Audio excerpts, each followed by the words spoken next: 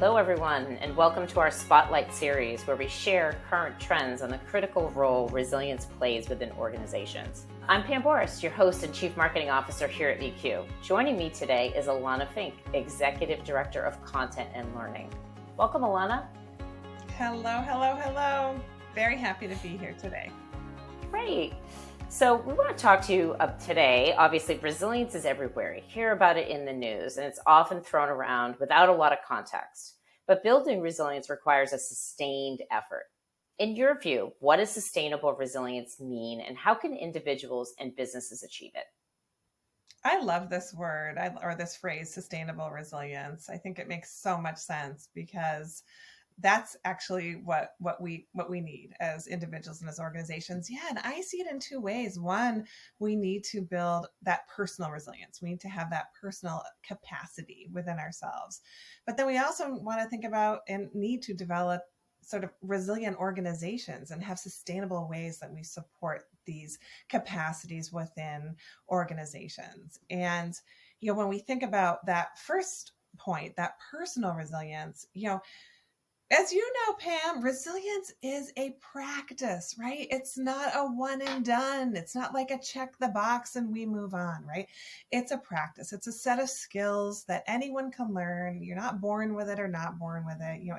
It's a set of skills. It's a set of skills that I would argue that every single person in the world would benefit from and could use and needs. And it comes down to a practice, and it's not an all or nothing situation. It's, about small steps that we take each and every day to support us. And that is resilience and gaining those skills. And many of the resilient skills actually become kind of second nature. And the techniques we have, for example, around managing stress, like they become almost sort of automatic ways that we can kind of catch ourselves and reroute. And so that personal piece, that's what sustainable resilience is when we talk about it personally. You're so right, Alanna. It's really about building up good habits to replace maybe some bad habits that weren't serving us from the past. That's so true. Absolutely. And, having that roadmap, having that toolkit to draw from is absolutely critical.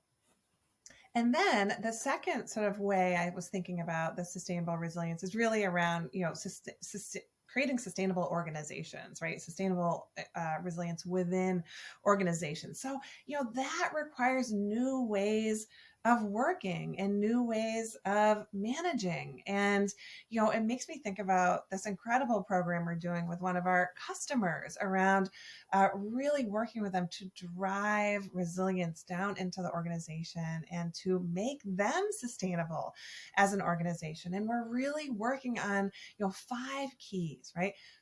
We're doing the stress management, number 1. Number 2, managing burnout and creating skills and a roadmap for managing burnout. Number 3, teaching about empathy and building those skills so we can have high-performing teams, right?